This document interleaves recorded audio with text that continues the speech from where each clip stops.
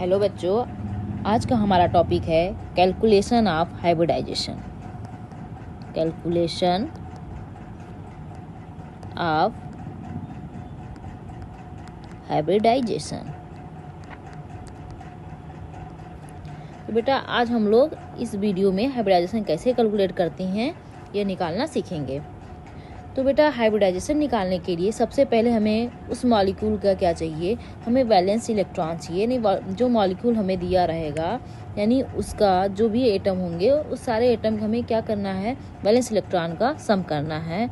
यानी first step हमारा होगा sum of valence electron.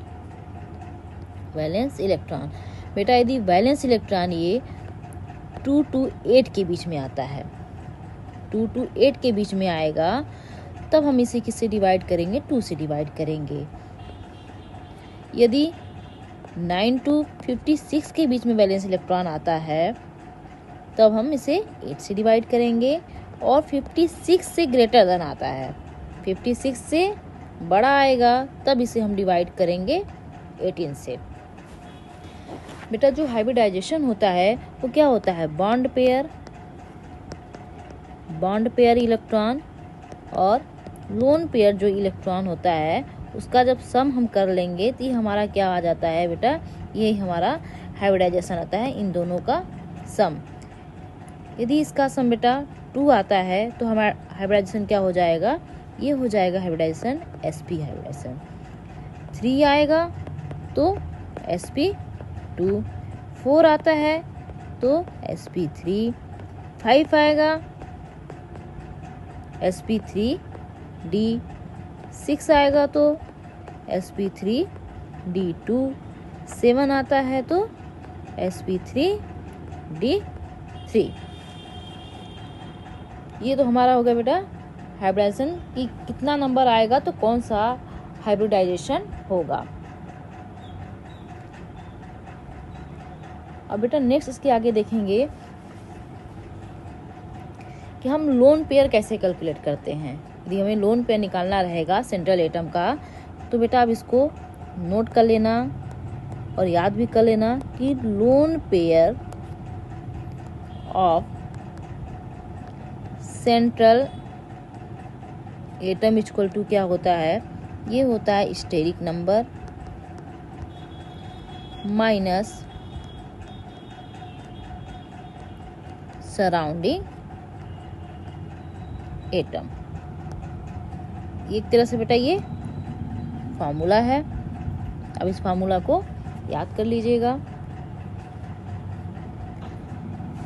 Example के थ्रू हम समझाते हैं बेटा। अब देखो आप यहाँ पे हमने ले लिया BeCl2 ले लिया, तो जब BeCl2 ले लिया बेटा इसमें वैलेंस इलेक्ट्रॉन कितने होंगे BeCl2 में, इसमें यदि वैलेंस इलेक्ट्रॉन कैलकुलेट करेंगे तो कितना हो जाएगा, बेरिलियम में 2 होता है और क्लोरीन में कितना होता है 7 होता है। यहाँ पे 2 एटम है तो 2 से मल्टीप्लाई हो गया, तो बेटा यहाँ पे आ गया अपना का 2 प्लस 14 इक्वल टू कितना आ गया, ये 16 आ गया।